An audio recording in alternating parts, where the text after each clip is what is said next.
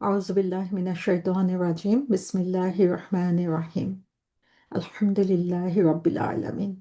সমস্ত প্রশংসা, সমস্ত কৃতজ্ঞতা আল্লাহ সুবহানাহু ওয়া তাআলার দরবারে, যিনি আমাদেরকে তার অশেষ নেয়ামতের অংশ হিসাবে রমাদান মাস দিয়েছেন।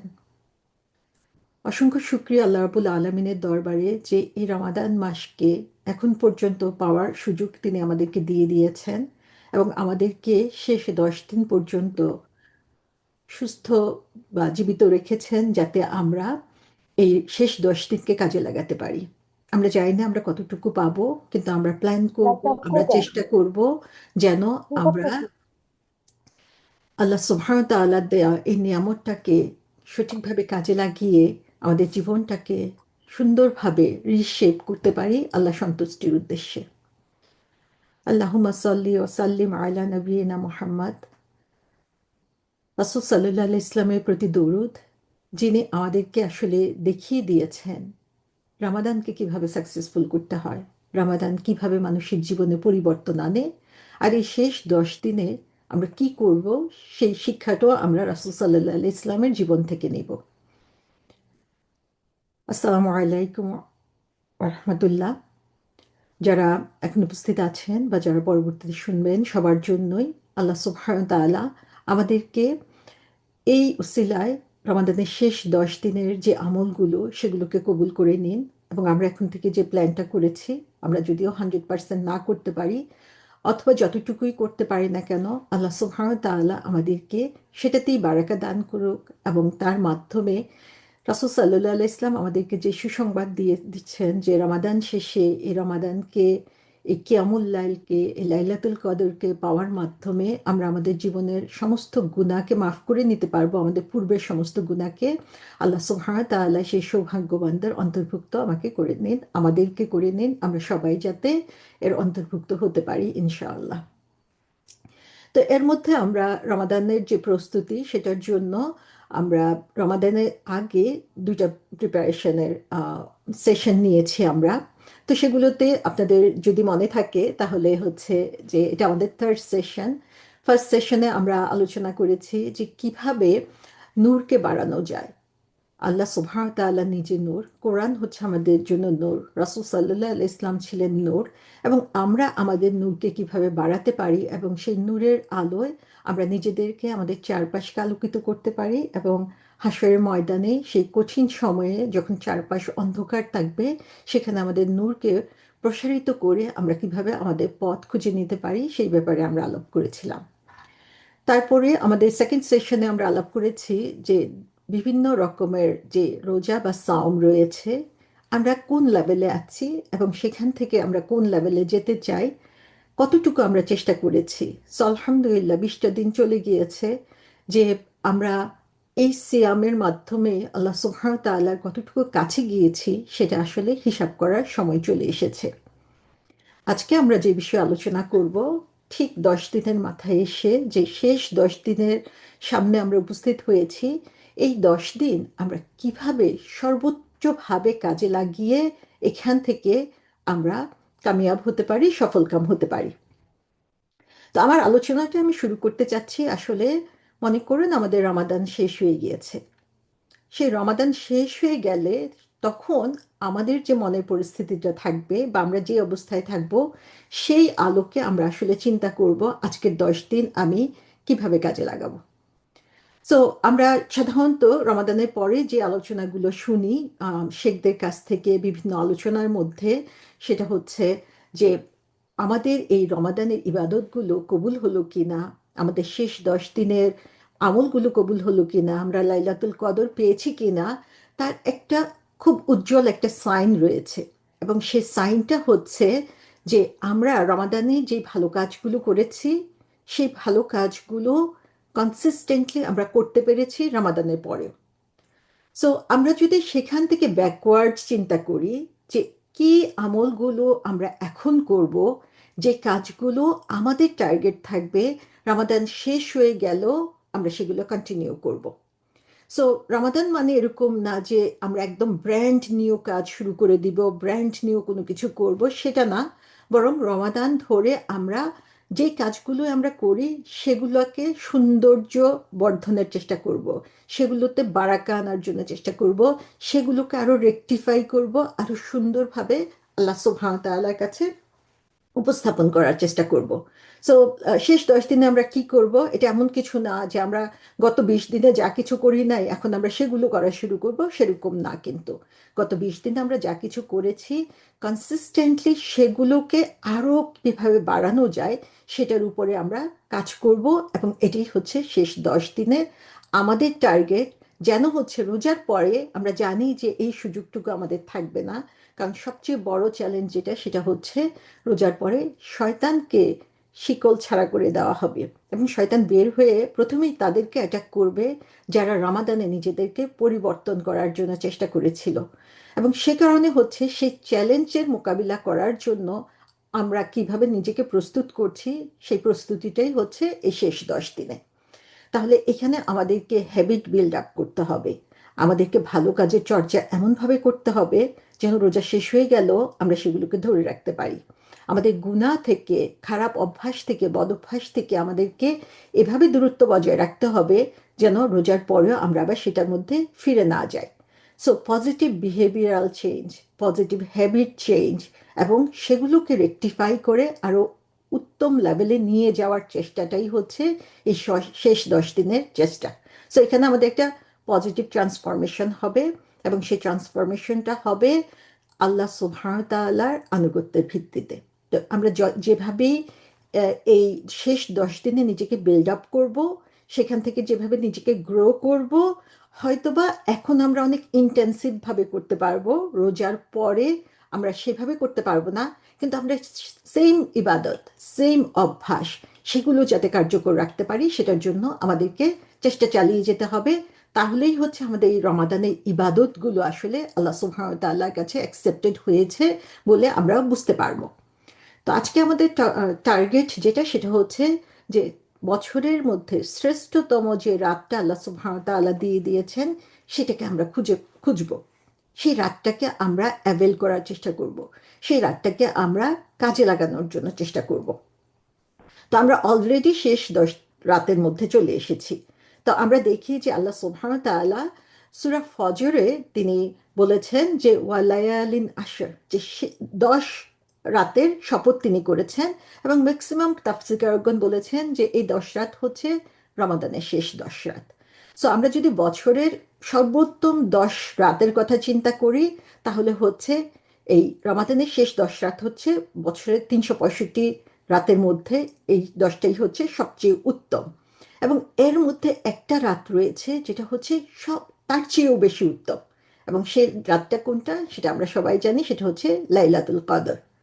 সূরা কদরের মধ্যে আমরা দেখেছি যে আল্লাহ সুবহানাহু ওয়া তাআলা পুরো সূরাটাতেই হচ্ছে লাইলাতুল কদর নিয়ে কথা বলেছেন, যে লাইলাতুল কদরের গুরুত্ব কি, লাইলাতুল কদর বলতে আসলে কি বোঝায়। সো আল্লাহ এই যে একটা উত্তম রাত দিয়ে দিয়েছেন, সেখানে মজার ব্যাপার হলো যেটা, যে আমরা জানি এই 10 রাতের মধ্যে আমাদেরকে খুঁজতে হবে, কিন্তু আমরা জানি না সেই রাতটা কবে। তো এটাও হচ্ছে আল্লাহ সুবহানাহু ওয়া তাআলার হিকমার একটা অংশ, যে আল্লাহ সুবহানাহু ওয়া তাআলা শেষ পর্যন্ত আমাদেরকে আর এটা জানতে দেন নাই। কারণ আল্লাহ সুবহানাহু ওয়া তাআলা চান আমরা এই 10 রাতই হচ্ছে চেষ্টা করি আল্লাহ সুবহানাহু ওয়া তাআলার সেই সন্তুষ্টি খোঁজার জন্য। তা আমরা যদি সূরা কদরে ব্যাক করি তাহলে দেখব যে মোটামুটি আমরা সূরা কদর সম্পর্কে জানি, যে সেখানে আল্লাহ সুবহানাহু ওয়া তাআলা বলেছেন যে কদরের রাতটা কি, তোমরা কি জানো কদরের রাত কি? এবং তারপর আল্লাহ সুবহানাহু ওয়া তাআলা কদরের কথা বর্ণনা করেছেন। সো কদরের রাতটা হচ্ছে এরকম একটা রাত, যে রাতটার কথা এই সূরা কদরের মধ্যে আল্লাহ সুবহানাহু ওয়া তাআলা বলে দিয়েছেন যে এই রাত লাইলাতুল কদর, এই লাইলাতুল কদর হচ্ছে খায়রুম মিন আলফি শাহর, এটা হচ্ছে উত্তম। কিসের চেয়ে উত্তম? বলা হচ্ছে 1000 মাসের চেয়ে উত্তম। সো বলা হয়নি এটা যে লাইলাতুল কদরের ইবাদত হচ্ছে 1000 মাসের সমান ইবাদত, বরং বলা হয়েছে যে একটা রাতের ইবাদত সেটা হচ্ছে 1000 মাস ইবাদত করার চেয়ে উত্তম। তার মানে এটাকে যদি আমরা ম্যাথমেটিক্যালি হিসাব করি তাহলে এটা হচ্ছে 83 ইয়ার্স অর সামথিং এরকম। সো আমরা যদি একটু চিন্তা করি যে আমাকে বলা হলো আমি যদি 83 ইয়ার্স হচ্ছে একদম পুরোপুরি আল্লাহর হুকুম সঠিকভাবে মেনে চলি, তাহলে আমাকে একটা পুরস্কার দেওয়া হবে। আর আমি যদি একটা রাত, এই রাতটাকে আমি সঠিকভাবে মেনে আল্লাহ সুবহানাহু ওয়া তাআলা সন্তুষ্টি অর্জন করতে পারি, তাহলে আমাকে ঠিক 83 বছরের যে সোয়াব সেটাই দিয়ে দেওয়া হবে। আমরা অবশ্যই চিন্তা করব যে এই এক রাতটাই আমরা নিব, কারণ আমি 83 ইয়ার্স বাঁচবো কিনা সেটাই তো আমি জানি না। আর বাঁচলেও সেই পুরোটা সময় যে আমি আল্লাহর ইবাদত করতে পারবো সেটাও কিন্তু আমাদের কারো পক্ষেই সম্ভব না। তার মানে হচ্ছে যে আল্লাহ সুবহানাহু ওয়া তাআলা আমাদের সামনে বিশাল একটা অফার এখানে দিয়ে রেখেছেন, যে একটা রাতকে আমি যদি সঠিকভাবে কাজে লাগাতে পারি, so it can be far better then 83 years. শুধু 83 ইয়ার্স না, মোর দেন দ্যাট আল্লাহ সুবহানাহু ওয়া তাআলা আমাদেরকে দিবেন। তাহলে বুদ্ধিমান মাত্রই চেষ্টা করবে যে এই রাতটা যাতে কোনোভাবেই মিস না হয়ে যায়। কিন্তু আবার আমরা যদি সূরা কদরে দেখি, তাহলে এই রাতের ব্যাপারে আল্লাহ সুবহানাহু ওয়া তাআলা কি বলেছেন, যে এই রাতে ঝাঁকে ঝাঁকে ফেরেশতারা নেমে আসবে। এবং তারা নেমে আসে কেন? বলার জন্য যে সালাম, শান্তি। সুবহানাল্লাহ, যে সে ফেরেশতারা দুনিয়ার বুকে আসছে সেই বান্দাদেরকে সালাম বলার জন্য, যারা এই রাতে হচ্ছে আল্লাহ সন্তুষ্টি তালাশ করছে। এবং তার মধ্যে আল্লাহ সবচেয়ে সম্মানিত ফেরেশতা, যাকে আল্লাহ সুবহানাহু ওয়া তাআলা অ্যাসাইন করেছেন শুধুমাত্র নবীদের কাছে রিভিলেশন নিয়ে আসার জন্য, সেই জিবরিল আলাইহিসসালাম পর্যন্ত নেমে আসেন সেই রাতে। এবং তারা সবাই এমনভাবে ঝাঁকে ঝাঁকে নামে যে সেখানে কোনো জায়গা থাকে না, যে কোনো খালি জায়গা নেই। সুবহান আল্লাহ, যে এই যে এত অসংখ্য ফেরেশতা আল্লাহ সুবহানাহু ওয়া তাআলার কাছ থেকে আমাদের কাছে আসছে শুধুমাত্র আমাদেরকে সালাম বলার জন্য। এবং তাদের সালাম বলা মানে কি, যে সেই প্রশান্তি আসলে আল্লাহ সুবহানাহু ওয়া তাআলা কবুল করে নেন এবং আমাদেরকে শান্তির রাজ্যে নিয়ে যান। এবং এই লাইলাতুল কদর হচ্ছে এমন একটা রাত, বলা হচ্ছে যে এই রাতটাতেই আমাদের তাকদীর নির্ধারিত হয়।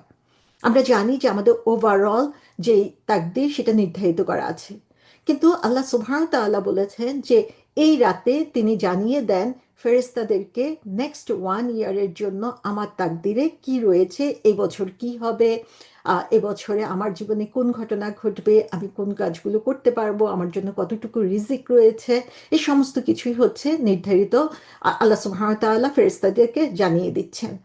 কিন্তু এই রাতে আমি যদি ইবাদত করে আল্লাহ সুবহানাহু ওয়া তাআলার কাছে চেয়ে নিতে পারি, তাহলে আল্লাহ সুবহানাহু ওয়া তাআলা সে তাকদীরটা চেঞ্জ করে দিতে পারে।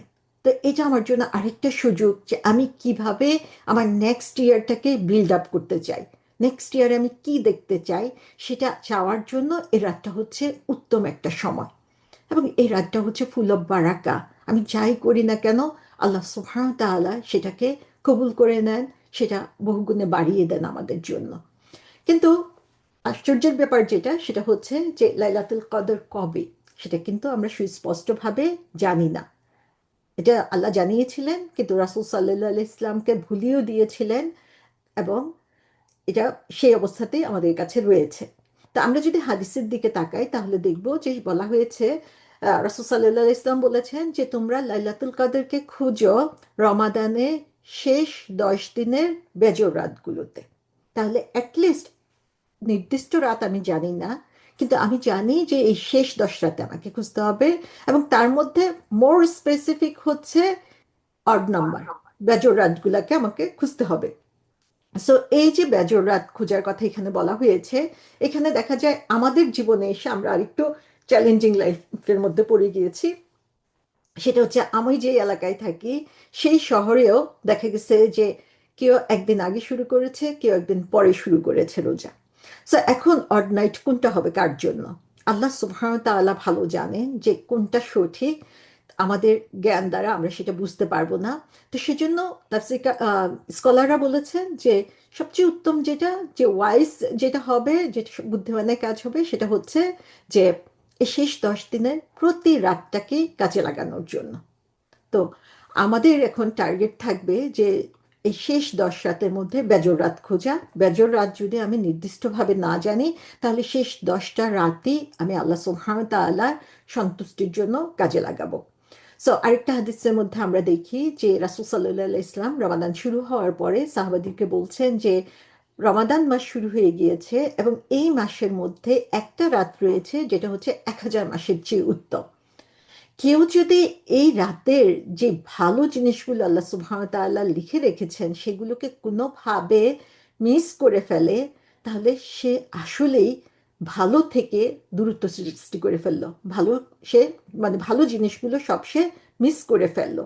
তা আমরা কেউই চাই না সে হতভাগাদের অন্তর্ভুক্ত হতে, যে এই রাতটাকে মিস যাতে না হয়।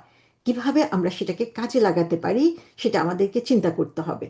তো রাসূল সাল্লাল্লাহু আলাইহি ইসলামের জীবনের দিকে আমরা যদি তাকাই তাহলে দেখব যে তিনি আয়েশা রাদিয়াল্লাহু আনহা, যিনি নিজে খুব ওয়াইজ ছিলেন, তিনি আমাদের কাছে রাসূল সাল্লাল্লাহু আলাইহি ইসলামের ব্যক্তিগত জীবনের অনেক জিনিস আমাদের সামনে এমনভাবে তুলে ধরেছেন যেগুলো হচ্ছে আমাদের জন্য কল্যাণকর, যেগুলো হচ্ছে এখন আমরা দেখতে পাচ্ছি যে আমরা শিখতে পারছি এখান থেকে। তো আয়েশা রাদিয়াল্লাহু আনহা বলেছেন যে যখন রমাদান মাস শুরু হয়ে যেত তখন রাসূল সাল্লাল্লাহু আলাইহি ইসলাম এত বেশি ইবাদত বাড়িয়ে দিতেন যেটা বছরের অন্য কোনো সময় করতেন না। আমরা যদি রাসূল সাল্লাল্লাহু আলাইহি ইসলামের জীবনের দিকে তাকাই তাহলে দেখব যে তার জীবনের পুরো সময়টাই তার ইবাদতে কেটেছে। এই রমাদান ছাড়াও বাকি বছরে আমরা দেখি যে তাহাজ্জুদের নামাজ পড়ে তিনি কিভাবে কান্নাকাটি করেছেন। কিন্তু আয়েশা রাদিয়াল্লাহু আনহা বলছেন যে অন্য সময়ে তিনি যা করতেন তার চেয়েও তিনি ইবাদত অনেক বেশি বাড়িয়ে দিতেন রমাদান মাসে। তার মানে তিনি কত ডিভোটেড ছিলেন এই রমাদান মাসে। এবং তার চেয়েও বড় কথা যেটা, যে লাস্ট 10 রাত যখন আসতো তখন তিনি আগের 20 দিন যা না করেছেন তার চেয়ে বেশি তিনি করতেন। তাহলে কি পরিমাণ বেশি হতে পারে সেটা আমরা একটু চিন্তা করি।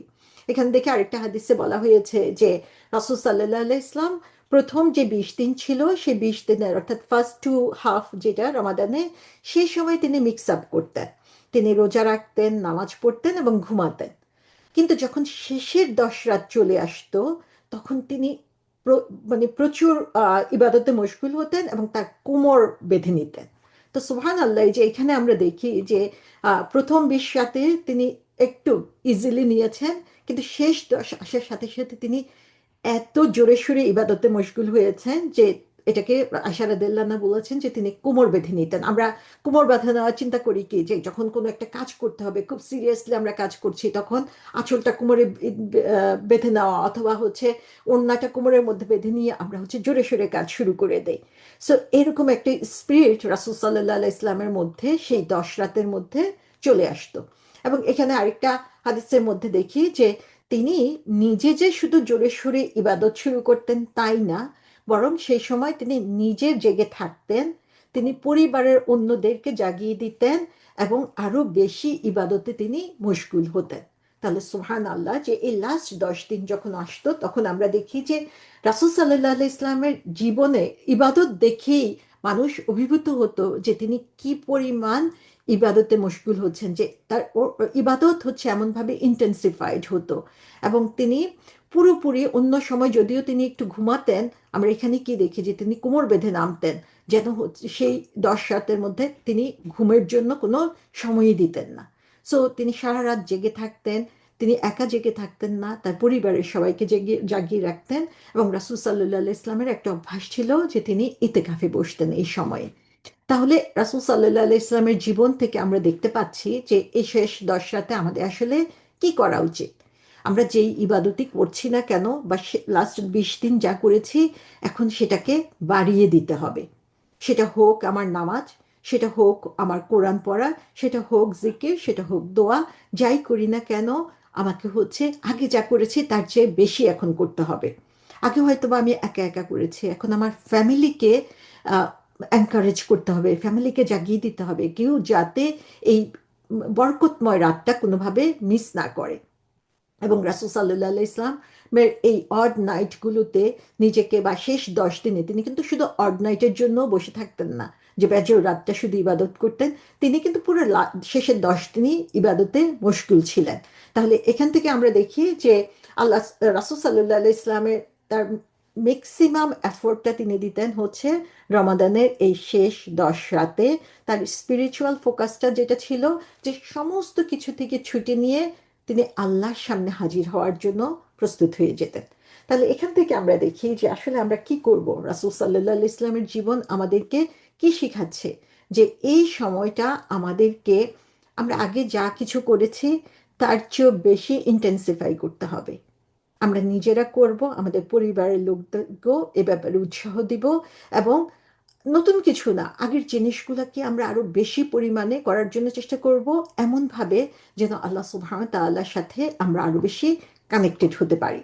তো এখানে একটা হাদিস না বললেই না, এখানে তিনটা হাদিস রয়েছে, এবং সেই তিনটা হাদিসের তিনটা অফার আল্লাহ সুবহানাহু ওয়া তাআলা দিয়েছেন, রাসূল সাল্লাল্লাহু আলাইহি ইসলাম দিয়েছেন আমাদেরকে, এবং তিনটা হাদিসের কথা মোটামুটি একই রকম, আমরা অনেকেই এটা জানি। সেটা হচ্ছে যে রাসূল সাল্লাল্লাহু আলাইহি ইসলাম বলেছেন যে হচ্ছে রমাদানের রোজা রাখবে, আর ঈমান এবং ইহতেসাবের সাথে তার আগের সমস্ত গুনাহ মাফ করে দেওয়া হবে। যে রমাদানে কিয়ামুল লাইল করবে, রাতের ইবাদত করবে, তার ঈমান এবং ইহতেসাবের সাথে তার আগের গুনাহ মাফ করে দেওয়া হবে। যে লাইলাতুল কদরে ঈমান এবং ইহতেসাবের সাথে ইবাদত করবে, তার আগের সমস্ত গুনাহ মাফ হয়ে যাবে।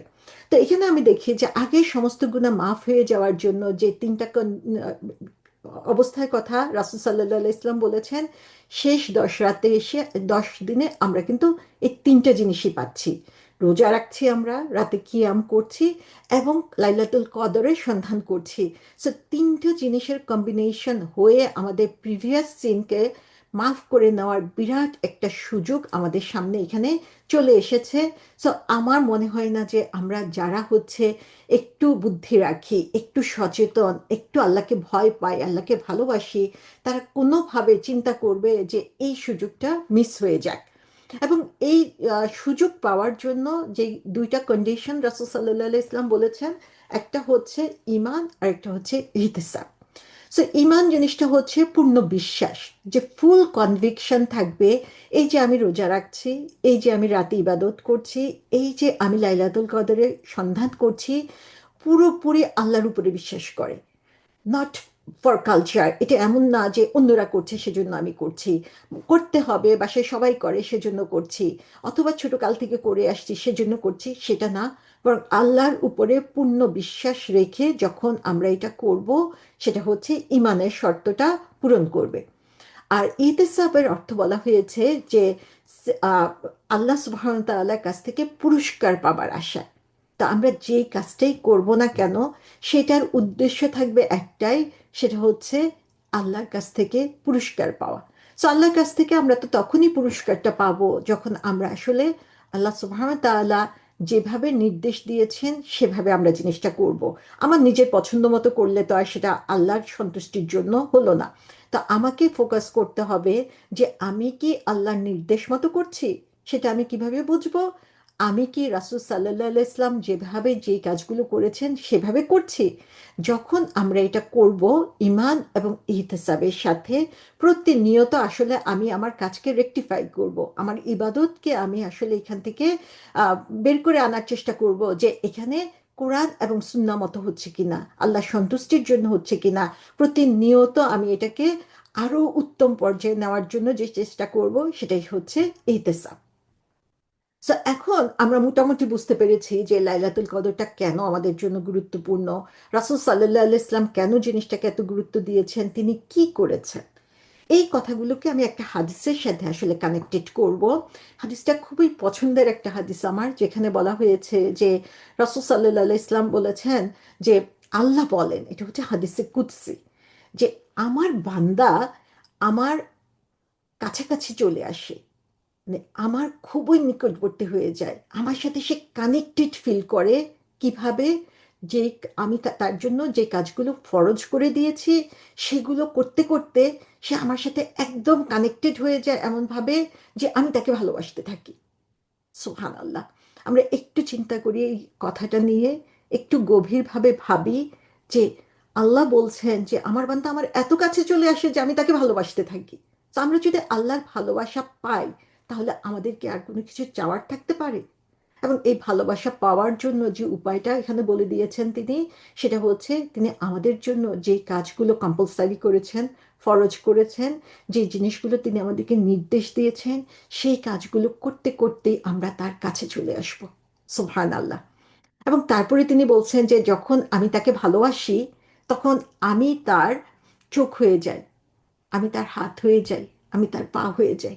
সুবহান আল্লাহ! যে আল্লাহর ভালোবাসা, আপনি একটা জিনিস চিন্তা করতে পারেন এভাবে যে আহ, আমরা কোরআনে এসেছে আল্লাহর রঙে রঙিন হওয়া, যে আমরা এমন একটা নিজেকে যদি আমি এমন একটা ইয়ের মতো মনে করি যে আমরা যে একটা বডিটাকে, সেই বডিটায় আমি আল্লাহর ভালোবাসা নিচে থেকে যেন আমার পানি সোক হচ্ছে আমার বডির মধ্যে, আল্লাহর ভালোবাসাটা আমার বডির মধ্যে সোক হচ্ছে, এটা আস্তে আস্তে করে ভিতরে ঢুকছে, একটু একটু করে ভিতরে ঢুকছে। আপনি যেমন মনে করেন যে কালার যদি দেন, রং যদি দেন, আপনার গায়ের ভিতরে কালার্ড ওয়াটার ঢুকছে, সেটা যদি আপনি দেখতে পান, তাহলে যেমন একটু একটু করে উপরে উঠবে।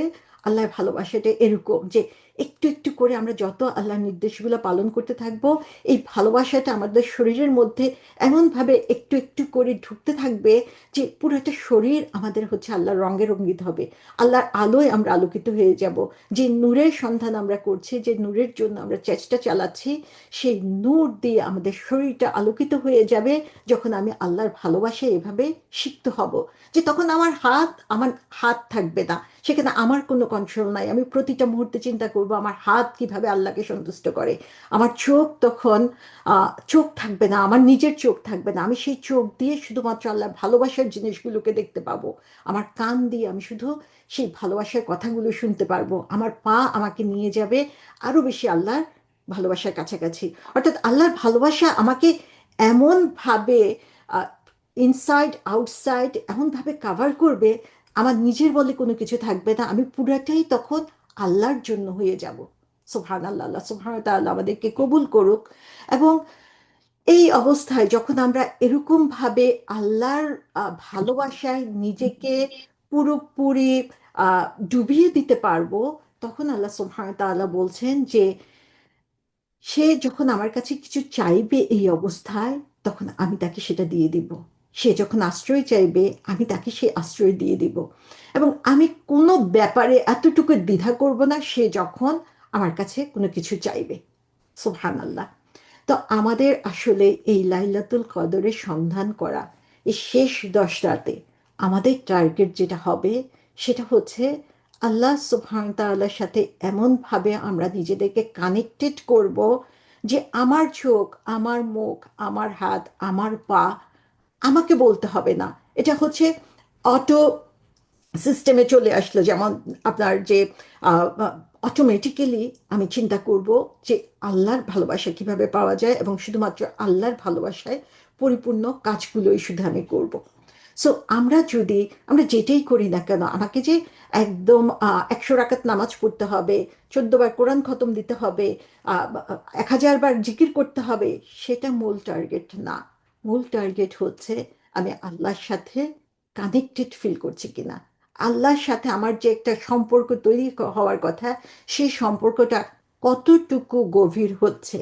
আমি নামাজ পড়ি, কোরআন পড়ি, দোয়া করি, জিকির করি, যাই করি না কেন, আমাকে প্রতিটা মুহূর্তে শুধু চিন্তা করতে হবে আমি আল্লাহর সাথে কানেক্টেড হতে পারছি কিনা।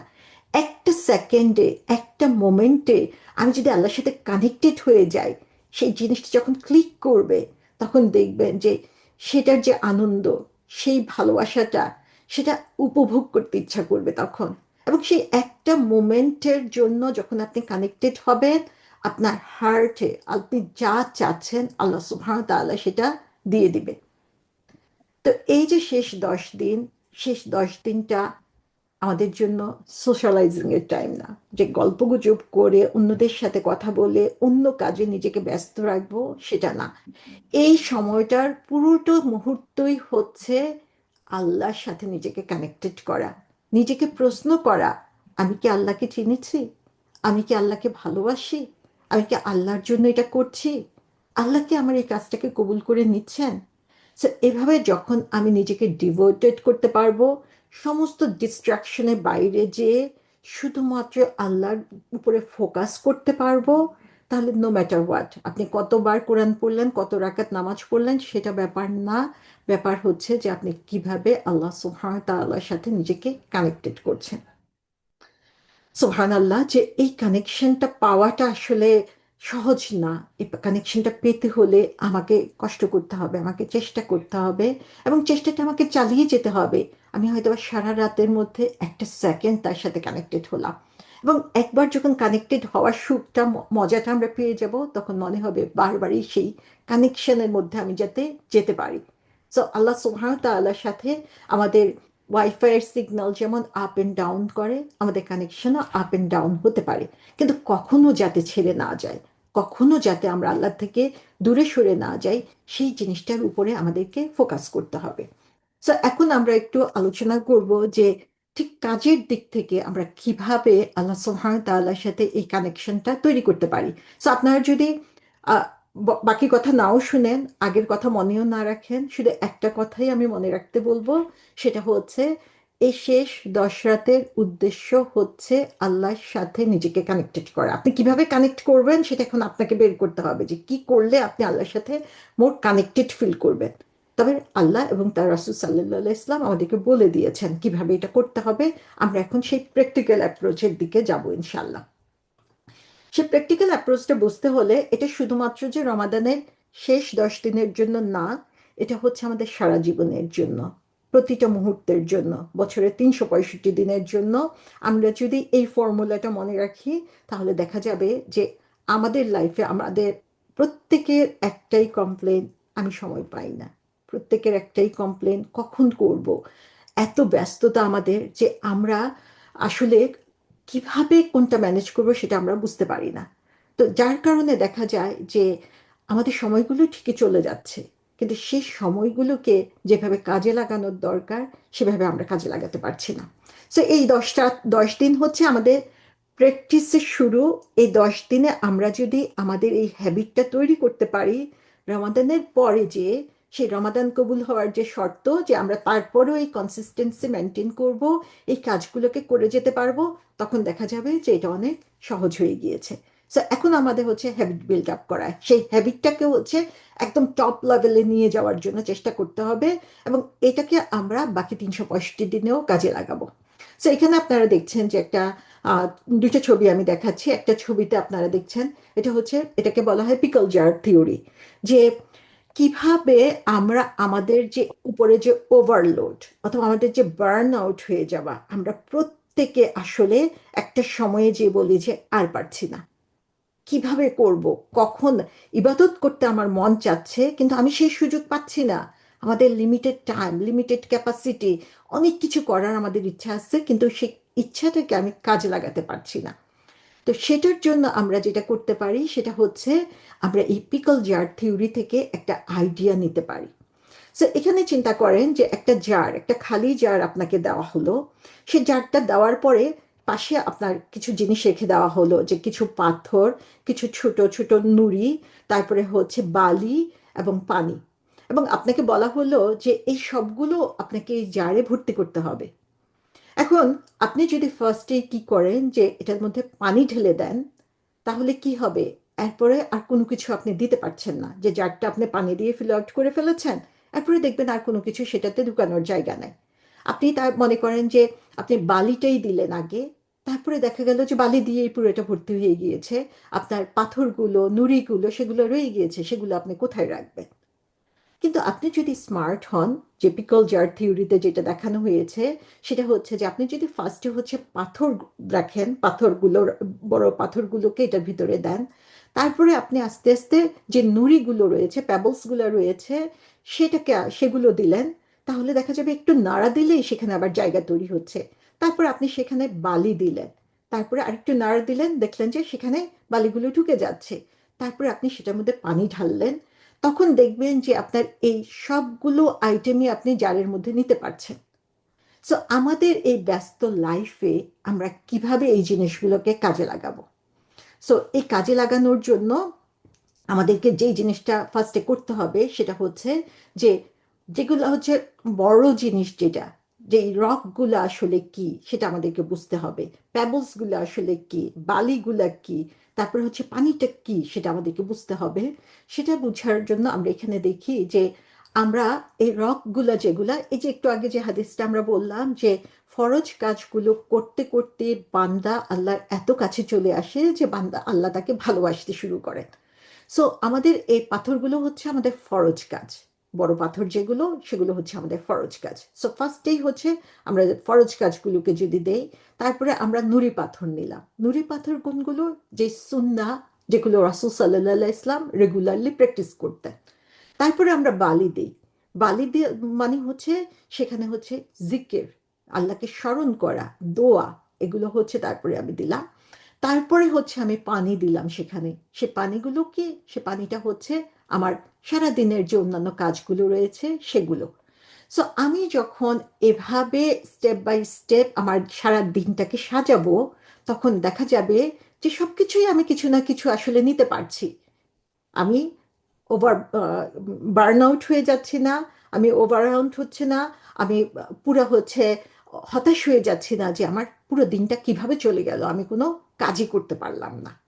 তা এখন আমরা যদি এই ভিউটাকেই কাজে লাগাই, এবং ভিউটা কাজে লাগিয়ে আমরা চিন্তা করি যে শেষ 10 দিন আমাদের মধ্যে চলে এসেছে, শেষ 10 দিনে আমি কি কাজগুলো করব। এখানে আরেকটা ইন্টারেস্টিং জিনিস যেটা, সেটা দেখেন যে আল্লাহ সুবহানাহু ওয়া তাআলা ইচ্ছা করলে লাইলাতুল কদর কিন্তু প্রথম রমাদানেও দিয়ে দিতে পারতেন, প্রথম 10 দিনে দিয়ে দিতে পারতেন। কিন্তু আল্লাহ সেটা করেন নাই। তিনি কি করেছেন? তিনি শেষ 10 দিনে যেয়ে দিয়েছেন। অলরেডি রামাদান যখন এসেছে, অলরেডি আমরা একটি স্পিরিটের মধ্যে আছি। আমরা চাই আল্লাহকে সন্তুষ্ট করার জন্য।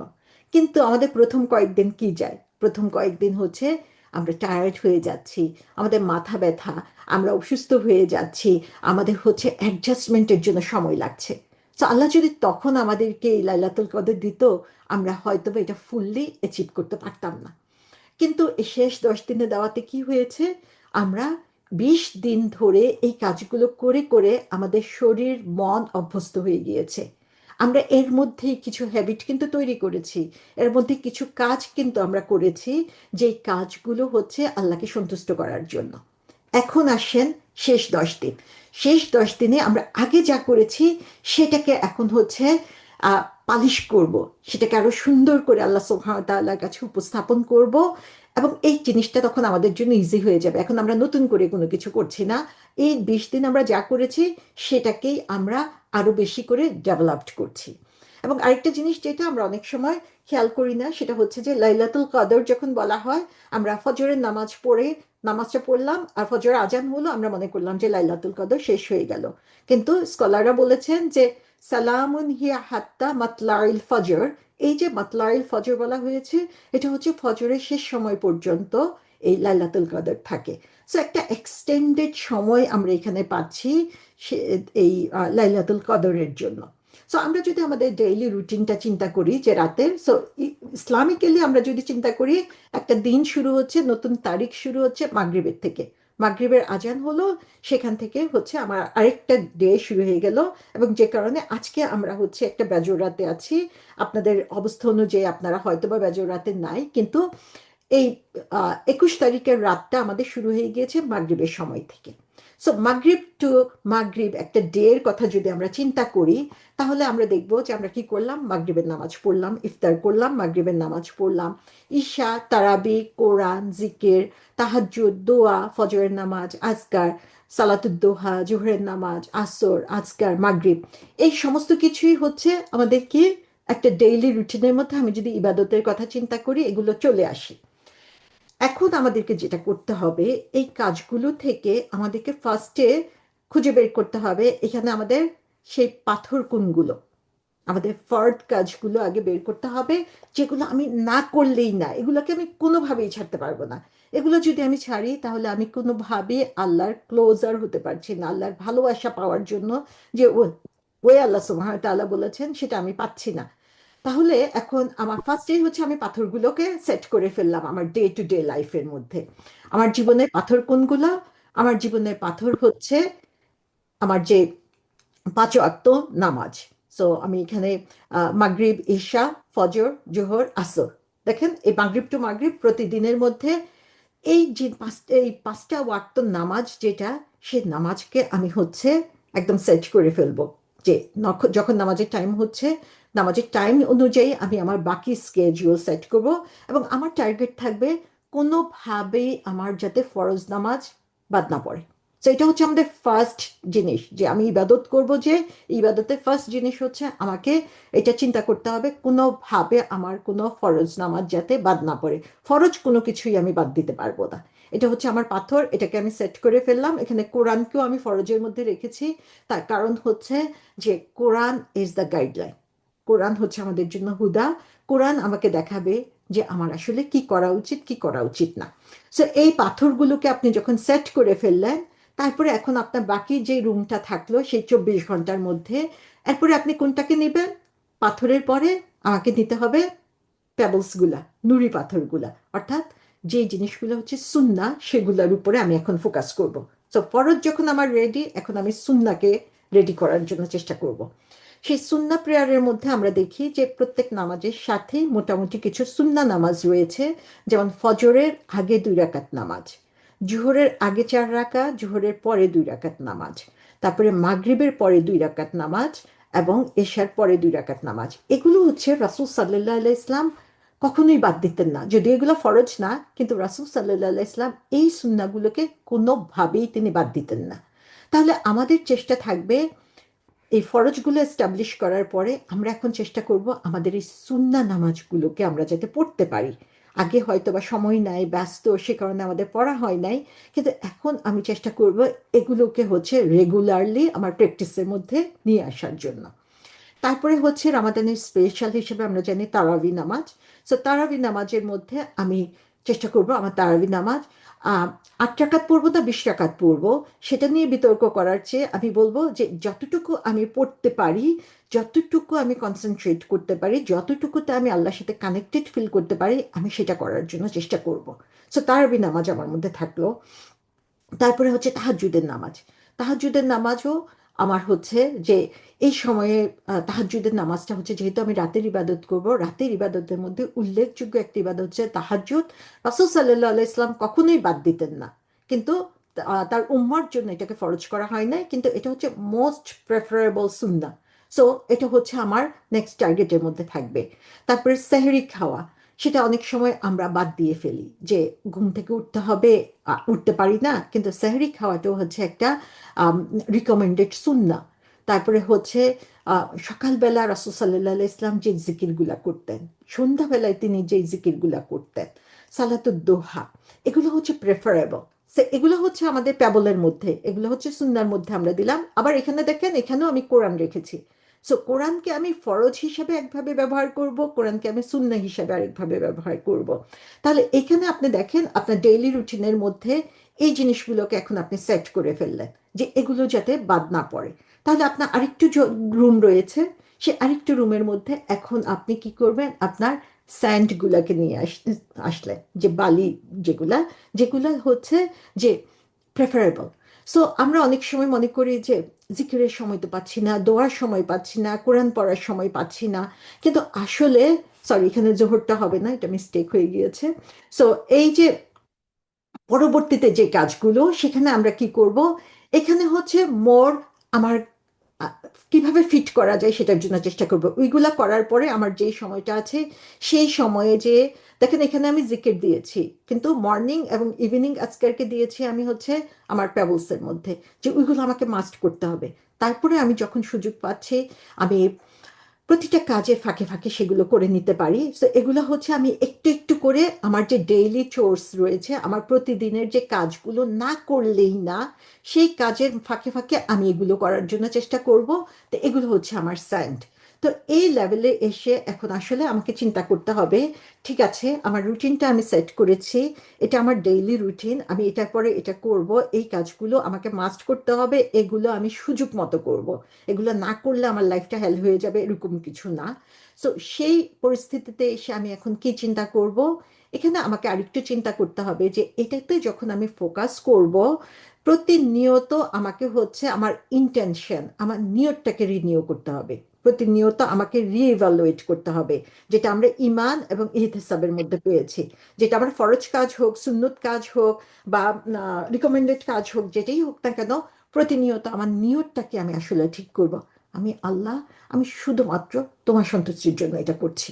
এটা আমার মন থেকে আসতে হবে, এটাকে আমার মন থেকে নিয়ে আসতে হবে প্রতিটা কাজের আগে।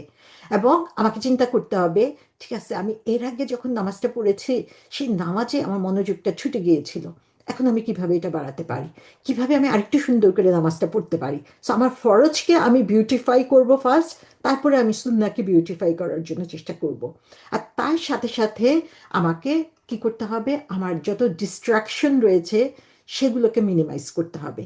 যে জিনিসগুলো আমার কনসেন্ট্রেশন নষ্ট করে দিচ্ছে, যে জিনিসগুলো আমার এই পাথর, নুড়ি পাথর, বালি কোনোটার মধ্যেই পড়ে না, সেই জিনিসগুলোর ব্যাপারে আমাকে সচেতন হতে হবে, যে কিভাবে এগুলো আমি কমিয়ে দিব অথবা একদমই বাদ দিয়ে দেব। টিভি শো, যেটা অনেক সময় হয়ে থাকে যে আমরা টায়ার্ড হয়ে গিয়েছি, একটু টিভি দেখি, সোশ্যাল মিডিয়াতে একটু যাই, আননেসেসারিলি আমরা শপিংয়ে সময় কাটিয়ে দেই। এখন তা আরও মজা হয়েছে যে আমাদেরকে বাইরে যেতে হয় না শপিংয়ে, আমরা সারাদিন অনলাইনে শপিং করতে পারি, একটার পর একটা ভিডিও, রিলস আমরা দেখতেই থাকি। তো এই ডিস্ট্রাকশনগুলো আমাকে কমাতে হবে। আমরা কমপ্লিটলি এগুলোকে অফ করে দেওয়ার জন্য চেষ্টা করব, যে এই জিনিসগুলো আমাকে কোনোভাবেই দিনই কাজে হেল্প করছে না। এই 10 দিন হচ্ছে আমার ফাস্টিং হবে এইসব ডিস্ট্রাকশনের ব্যাপারে, যে আমি রোজা রাখছি এই কাজগুলো থেকে, এগুলো থেকে আমি কমপ্লিটলি নিজেকে দূরে সরিয়ে রাখবো। সো যার জন্য যেটা ডিস্ট্রাকশন, সেটাকেই হচ্ছে মিনিমাইজ করার জন্য চেষ্টা করবেন। এবং প্রত্যেকটা ক্ষেত্রে আমাদের টার্গেট একটাই হবে, যে আমি কিভাবে আবার আল্লাহর সাথে কানেক্টেড হতে পারি, কিভাবে আমি অহেতুক কাজ থেকে দূরে সরে থাকতে পারি, কিভাবে আমি মিথ্যা কথা থেকে দূরে সরে থাকতে পারি, কিভাবে আমি যে কোনো ধরনের খারাপ কাজ থেকে দূরে সরে থাকতে পারি। মিথ্যা, ব্যাকবাইটিং, স্ল্যান্ডারিং, অন্যকে ইনসাল্ট করা, অন্যকে অভিশাপ দেওয়া, খারাপ কথা বলা, গালি দেওয়া, এই সমস্ত কিছু থেকে পূর্ণাঙ্গভাবে নিজেদের রোজা রাখতে হবে এখন। তো এই জিনিসগুলো যখন আমাদের সামনে থাকবে, আমরা এগুলোতে ফোকাস করব, তখন দেখা যাবে যে আমাদের ইবাদতের যে স্বাদ, যে আনন্দ, সেটা আসলে বেড়ে যাবে। তা এখন দেখেন, আমরা যা বললাম এই পর্যন্ত, সেখানে কোন জিনিসটা আছে? আমরা দেখি যে নামাজ, জিকির, কোরআন, দোয়া, এগুলাই হচ্ছে আমাদের মেইন ফোকাস এখন। এগুলোর মাধ্যমেই আমরা আল্লাহর সাথে নিজেকে কানেক্টেড করার জন্য চেষ্টা করব। আর একটু যদি ডিপলি চিন্তা করি, তাহলে দেখবেন যে প্রত্যেকটা জিনিসের মধ্যেই কোরআন রয়ে গিয়েছে। নামাজ পড়বো, সে কোরআনের সাথে আমাকে কানেক্টেড হতে হবে।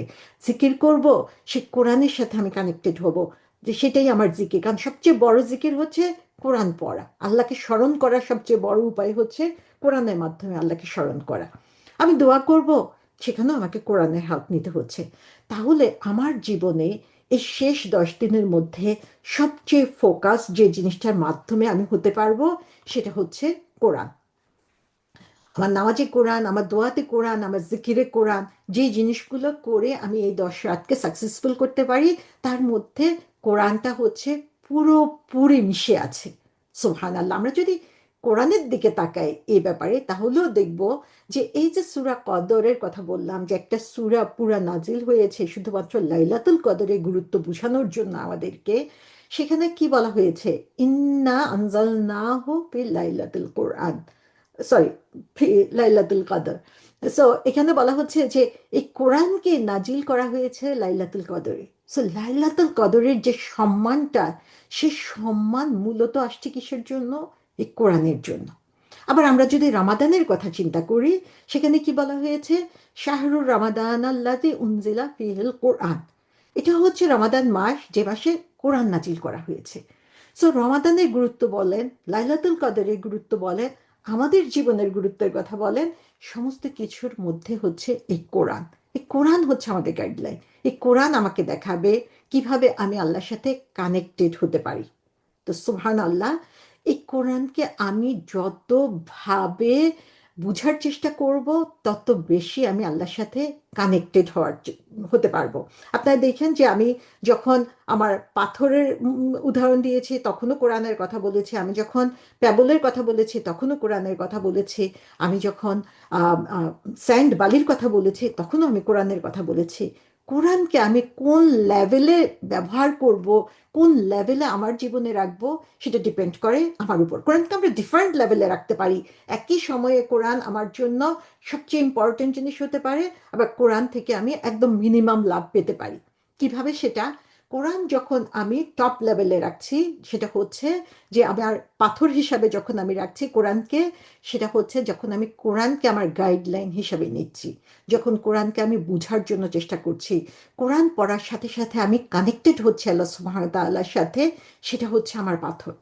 যখন আমি কোরআন পড়ছি, অর্থ পড়ে যাচ্ছি, আহ, উম, হয়তো বা পুরোটা বুঝছিও না, সেটা হচ্ছে আমার জন্য আহ, নুড়ি পাথর। আর যখন আমি জাস্ট হচ্ছে খতম করার জন্য কোরআন পড়ে যাচ্ছি, তখন সেটা হচ্ছে আমার স্যান্ড লেভেলে। সো কোরআন এখানে আছে, কিন্তু আমি কোরআনকে কিভাবে কোন লেভেলে রাখবো সেটা আমাকে ডিটারমাইন করতে হবে।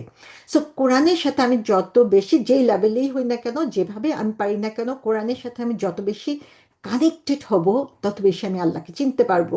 কোরআনের পাতায় পাতায় প্রতিটা লেখায় লেখায় আমি আল্লাহর পরিচয় পাচ্ছি।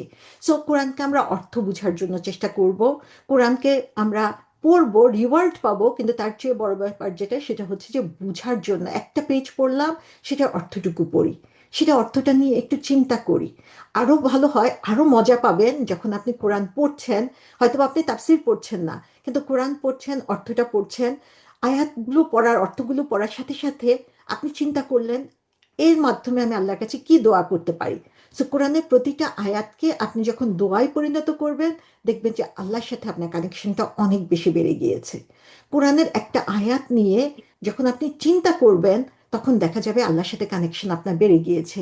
রাসূল সাল্লাল্লাহু আলাইহি ইসলাম দেখা যেত যে তাহাজ্জুদের নামাজে দাঁড়িয়েছে, তিনি পুরা তাহাজ্জুদ, তিনি ঘন্টার পর ঘন্টা তাহাজ্জুদ নামাজ পড়তেন, একটা আয়াত শুধু তিনি রিপিট করতে থাকতেন। সুবহান আল্লাহ, যে কিভাবে তিনি কোরআনকে নিজের সাথে কানেক্টেড করেছিলেন, আমরা সেখান থেকে শিখতে পারি। সো কোরআন পড়লাম, কিন্তু কোরআনের কথা পড়ে আমার চোখ দিয়ে পানি বের হলো না, তাহলে সে কোরআন কিভাবে আমাকে আল্লাহর সাথে কানেক্টেড করবে? সো মুমিন তো তারাই, বলা হয়েছে যে যখন তারা কোরআন পড়ে, তখন তাদের অন্তর বিগলিত হয়। আমরা কোরআন পড়ি যখন আমাদের অন্তর কি বিগলিত হয়? আমরা কি আল্লাহকে চিনতে পারি? আমরা কি বুঝতে পারি যে আল্লাহ কেন এই কথাগুলো বলেছে? সো কোরআনের মাধ্যমে আমি যখন আল্লাহর সাথে কানেক্টেড হব, সেই কানেকশনটাই হচ্ছে লাইলাতুল কদরের সবচেয়ে বড় সম্পদ। তারপরে আমরা যদি নামাজের কথা চিন্তা করি, সে নামাজের মধ্যে আমরা অলরেডি বলেছি যে আমার ফরজ নামাজকে আমার সবচেয়ে টপ প্রায়োরিটি দিতে হবে। সে নামাজে যখন আমি দাঁড়াচ্ছি, আমি আল্লাহর সাথে কথা বলছি। নামাজে যখন আমি আল্লাহু আকবার বলে দাঁড়াই, তখন সারা দুনিয়ার সাথে আমার ডিসকানেক্টেড হয়ে যাওয়ার কথা। আমি আল্লাহর সাথে কথা বলি সেখানে। আমরা দেখি যে কোরআনে অনেক আয়াতে রাসূল সাল্লাল্লাহু আলাইহি ওয়াসাল্লাম সেই আয়াত পড়ে তিনি আবার সেটা জবাবও দিচ্ছেন সেখানে। তিনি জান্নাতের আয়াত পড়তেছেন, তিনি হাসছেন। তিনি জাহান্নামের আয়াত পড়ছেন, তিনি সেখানে কান্না করছেন। কোরআন নামাজ পড়ছি, নামাজের মধ্যে আমার বিনয় অনুভব করছি না, সেজদায় যাচ্ছি, সেজদায় যে আমি আল্লাহর সাথে সবচেয়ে বেশি কাছাকাছি অবস্থানে থাকি, সেই সেজদায় আমি যদি কান্না না করি, কান্না করে আল্লাহর কাছে না চাই, তাহলে কিভাবে আমি আল্লাহর কাছে কানেক্টেড হব, আল্লাহর সাথে কানেক্টেড হব? আর এটার জন্য বিশেষ সুযোগ হচ্ছে তাহাজ্জুদ। অ্যাটলিস্ট 2 রাকাত নামাজও আমি তাহাজ্জুদে যদি এমন ভাবে পড়তে পারি যে আল্লাহর কাছে আমি নিজেকে পুরোপুরি সঁপে দিয়েছি, আল্লাহকে আমি চিনতে পেরেছি, তাহলে দেখা যাবে যে সেই 2 রাকাত নামাজই আমার সারা রাতের ইবাদতের চেয়ে উত্তম হয়ে যাবে। সো ফরজ নামাজ হোক, সুন্নত হোক, নফল যাই পড়ি না কেন, এভরি স্টেপে আমি যখন রুকু দিচ্ছি, সেই ভালনারেবল স্টেটে আমি দাঁড়িয়ে আল্লাহর সামনে সুবহান রাব্বিয়াল আযীম বলছি, আল্লাহর সে বড়ত্ব আমি যদি চিন্তা করতে না পারি, সিজদায় যাচ্ছি সুবহান রাব্বিয়াল আলা, যে সেই বিরাট শক্তির সামনে আমি মাথা নত করে আছি, সেই অনুভূতি যদি আমার মধ্যে না আসে, তাহলে সেই নামাজ তো আমাকে আমার সাথে কথা বলবে না। সো এই নামাজের মাধ্যমে আমার আল্লাহর সাথে কানেক্টেড হওয়ার জন্য চেষ্টা করবে। এবং এই নামাজে আমি যদি আল্লাহর সাথে কানেক্টেড হতে চাই, এই দোয়াগুলো যেমন আমাকে বুঝতে হবে, সাথে সাথে যে সূরাটা আমি পড়ছি, সেই সূরায় আমি কি বলছি, অন্ধের মতো বোকার মতো আমরা যদি বলে যাই, তাহলে সেই নামাজে তো আমি আল্লাহর সাথে কানেক্টেড হতে পারবো না সেভাবে। তো সেজন্য এই পুরো নামাজটাকে জীবন্ত নামাজে পরিণত করতে যদি আমরা পারি, তাহলেই মাত্র আমরা আল্লাহর সাথে কানেক্টেড হতে পারবো। তো আমরা দেখি যে রাসূল সাল্লাল্লাহু আলাইহি ওয়াসাল্লাম বলেছেন যে প্রত্যেক রাতে একটি স্পেশাল টাইম রয়েছে, যখন কোনো মুসলমান আল্লাহর কাছে কোনো কিছু চাইবে এই দুনিয়ার অথবা আখিরাতের জন্য, সেটা তাকে দিয়ে দেওয়া হবে, এবং এটা প্রতি রাতেই আসে। আল্লাহ আমাদের সবাইকে সে মুহূর্তটাকে ক্যাচ করার তৌফিক দিন, যে সে তাহাজ্জুদের নামাজে দাঁড়িয়ে আমরা যাতে সেই সময় আল্লাহর কাছে এটা চাইতে পারি। তিনি বলেছেন যে তোমরা রাতের নামাজকে শক্ত করে আঁকড়ে ধরো, কারণ এটা তোমাদের আগে যারা মুত্তাকি ছিল তাদের বৈশিষ্ট্য ছিল এটা। এর মাধ্যমে তোমরা আল্লাহর সাথে কানেক্টেড হও, এর মাধ্যমে তোমাদের গুনাহ মাফ হয়, তোমরা গুনাহ থেকে নিজেকে দূরে সরিয়ে রাখতে পারো, তোমার শরীর থেকে যে আহ, অসুস্থতা রয়েছে সেটা দূর হয়ে যায়। সুবহান আল্লাহ। সো নামাজকে আমাদের আসলে সেইভাবে নিজেদের মধ্যে নিয়ে আসতে হবে। ইবনে রজব রাহমাতুল্লাহ বলেছেন যে কত মানুষ রাতের বেলায় নামাজে দাঁড়ায়, যে যখন তারা নামাজে দাঁড়ায় তাহলে তখন তারা হচ্ছে সে নামাজের মাধ্যমে আসলে সে আনন্দটা অনুভব করে, যে যখন রাতের কবরের অন্ধকারে থাকে সে কবরের অন্ধকারটা তার মাধ্যমে আলোকিত হয়। আবার কত মানুষ আছে যে সারা রাত তারা ঘুমিয়ে কাটায়। সো আল্লাহ সুবহানাহু ওয়া তাআলা যাকে হচ্ছে রহমত করে আসলে সেই পারে সেই রাত জেগে আল্লাহর সামনে দাঁড়িয়ে এত আনন্দময় নামাজটা পড়ার জন্য। সো আমাদের উচিত হচ্ছে যে এই যে সময় পার হয়ে যাচ্ছে, দিন রাত ঘন্টা, প্রতিটা সময়কে হচ্ছে সেভাবে কাজে লাগানো। সো তাহাজ্জুদ হচ্ছে একটা সময় আসলে সব ধরনের ডিস্ট্রাকশন থেকে আহ দূরে সরে যেয়ে আল্লাহ সুবহানাহু ওয়া তাআলার সাথে আমার হার্টকে কানেক্টেড করার একটা উপায়। এই সময়ে আমি যদি সেই সুইটনেসটা পাই নামাজে দাঁড়ানোর, তাহলে দেখা যাবে যে সেটা আমাকে এই সে নামাজে দাঁড়ানোর যে আনন্দ সেটা তখন আমি উপলব্ধি করতে পারবো। এবং ইবনে রজব আরো বলেছেন যে একজন যে আল্লাহকে ভালোবাসে তার চেয়ে এর চেয়ে আনন্দের মুহূর্ত আর কখনোই হতে পারে না যে সে তার প্রিয়তমের সাথে তখন কথা বলছে। সুবহান আল্লাহ, একবার চিন্তা করেন যে আল্লাহ হচ্ছেন আমার সবচেয়ে প্রিয়তম, সবচেয়ে বেশি ভালোবাসার, এবং তার সাথে আমি তখন দাঁড়িয়ে কথা বলছি। এই ফিলিংসটা যদি আমি তখন আনতে পারি, তাহলে আমার সারা রাতের ইবাদত সেখানে হচ্ছে সফল হয়ে যাবে। এবং ইমাম শাফি রহমতুল্লাহ আলাইহি বলেছেন যে তাহাজ্জুদের নামাজে যে দোয়া করা হয় সেটা হচ্ছে একদম তীরের মতো, যেটা কখনো তার টার্গেট মিস করে না। আমার জীবনে কষ্ট আছে, আমার জীবনে আমি আল্লাহর কাছে চাইবার অনেক কিছু আছে, অথচ আমি তাহাজ্জুদের নামাজে দাঁড়াই না, তাহলে তো সেটা কখনোই সম্ভব না। কিভাবে আমি আল্লাহর সাথে কানেক্টেড হব, কিভাবে সেই দোয়াটা আল্লাহর সামনে কবুল হবে, যেখানে আল্লাহ সরাসরি আমাদেরকে বলেন যে তাহাজ্জুদের সময়টা সেই লাস্ট 1/3 অফ দ্য নাইটে, যখন আল্লাহ সুবহানাহু ওয়া তাআলা একদম নিচের আসমানে নেমে আসেন প্রত্যেক রাতে। এটা শুধু লাইলাতুল কদরে তাই না, প্রত্যেক রাতে তিনি নেমে আসেন এবং তিনি বলতে থাকেন যে কে আমাকে ডাকে আমি তার জবাব দিব, কে আমার কাছে কিছু চায় আমি তাকে সেটা দিয়ে দিব, কে আমার কাছে ক্ষমা চায় আমি তাকে ক্ষমা করে দিব। এই পুরো রাজ্যের অধিপতি যিনি, যিনি হচ্ছেন সমস্ত কিছুর মালিক, যিনি হচ্ছেন সবচেয়ে ক্ষমতাবান, তিনি কাছে এসে আমাদেরকে বলতে থাকেন যে কে আছে এমন যে চাইবে, তাকে আমি দিয়ে দিব। আর আমরা যদি তখন না চাই, তার চেয়ে হতভাগা আর কে হতে পারে। তো আল্লাহর সাথে কানেক্টেড হওয়ার জন্য জিকির হচ্ছে আরেকটা উত্তম মাধ্যম।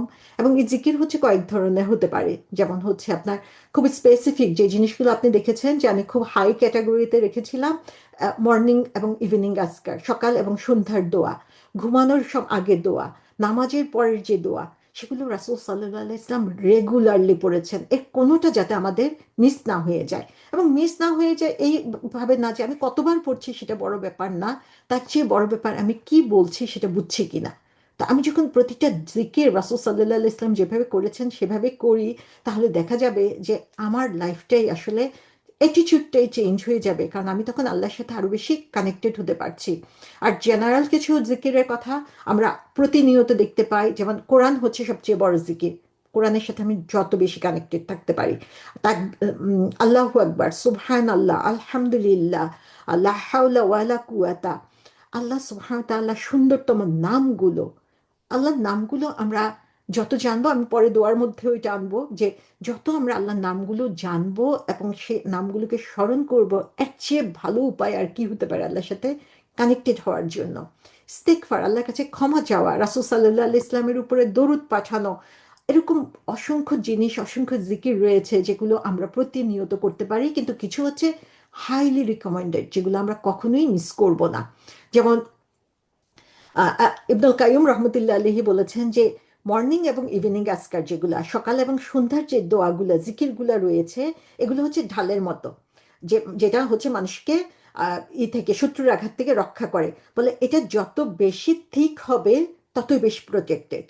সো এটা এটা হচ্ছে এত মজবুত হয়ে যায় যে যখন তীর এসে তাকে আঘাত করে, সেই তীর তাকে আঘাত করতে তো পারি না, বরং সেটাতে ধাক্কা খেয়ে যে তার উপরে আঘাত করছে তার দিকে সেই তীর ফিরত চলে যায়। সুবহান আল্লাহ। সো মর্নিং এবং ইভিনিং আজকার এটার উপরে আমাদেরকে আসলে খুবই খুবই মনোযোগ দিতে হবে। এটা হচ্ছে আমাদের প্রোটেকশনের জন্য, আমাদের সন্তানদের প্রোটেকশনের জন্য, আমাদের ফ্যামিলি প্রোটেকশনের জন্য, এটা বদ নজর থেকে বাঁচানোর জন্য, এটা শয়তানের হাত থেকে বাঁচার জন্য, জাদুর হাত থেকে বাঁচার জন্য, মানুষের জেলাসি হিংসা থেকে বাঁচার জন্য। ইবনুল কাইয়ুম রহমতুল্লাহ বলেছেন যে জিকির হচ্ছে একটা আম, চাবুকের মতো, যেটা হচ্ছে শয়তানকে আঘাত করে এবং শয়তানকে দূরে সরিয়ে রাখে। সো আমরা যত বেশি এই চাবুকটা যত স্ট্রংলি ব্যবহার করতে পারবো, শয়তানকে আমরা তত বেশি দূরে সরিয়ে রাখতে পারবো। আবার আমরা দেখি যে শাওকানি রহমতুল্লাহ আলাইহি কি বলেছেন যে যারা হচ্ছে সবচেয়ে বেশি আহ, সম্মানিত এবং সবচেয়ে বেশি পুরস্কার প্রাপ্ত, তারা হচ্ছে সকাল এবং সন্ধ্যায় যারা আল্লাহকে স্মরণ করে এবং এর মাধ্যমে তারা সব ধরনের ক্ষতি থেকে নিজেকে বাঁচায় এবং সব ধরনের নিরাপত্তা তারা লাভ করে। এবং যে হচ্ছে দুনিয়াবি যে কোনো ক্ষতি থেকে নিজেকে বাঁচাতে চায় এবং এই শর্ট টার্ম লং টার্ম সব ধরনের সফলতা সে পেতে চায়, সে যেন এই সকাল সন্ধ্যার জিকিরগুলোকে আঁকড়ে ধরে। তো সকাল সন্ধ্যার জিকিরের ব্যাপারে আমাদেরকে আসলে আরো বেশি সচেতন হতে হবে যে আমার সময় নাই, পারি না, সেটা না। আমার সময় নাই তো কিভাবে আমি বলি, যখন এই একটুখানি 15 মিনিট সময় আমি যদি দেই, তাহলে সারাটা দিন আমি প্রোটেক্টেড থাকতে পারছি, সারাটা রাত আমি প্রোটেক্টেড থাকতে পারছি। সো এই যে ফজর থেকে শুরু করে সূর্য ওঠার সময়টা, সেই সময়টাকে আমাদের কাজে লাগাতে হবে সকালের আজকারের জন্য। আসর থেকে মাগরিবের সময়টা হচ্ছে সন্ধ্যার আজকারের জন্য। তো আমরা যখন এই জিনিসগুলো করব, তারপরে রাতে ঘুমানোর আগে রাসূল সাল্লাল্লাহু আলাইহি ইসলাম যে জিকিরগুলো দোয়ারগুলো কথা বলে দিয়েছেন, যে আয়াতুল কুরসি পড়া, 3 কুল পড়া, সূরা বাকারার শেষ 2 আয়াত পড়া, সূরা মুলক পড়া, সূরা সাজদা পড়া। রাসূল সাল্লাল্লাহু আলাইহি ইসলাম নিজে এগুলো আমল করেছেন, তার মতো প্রোটেক্টেড কে হতে পারে?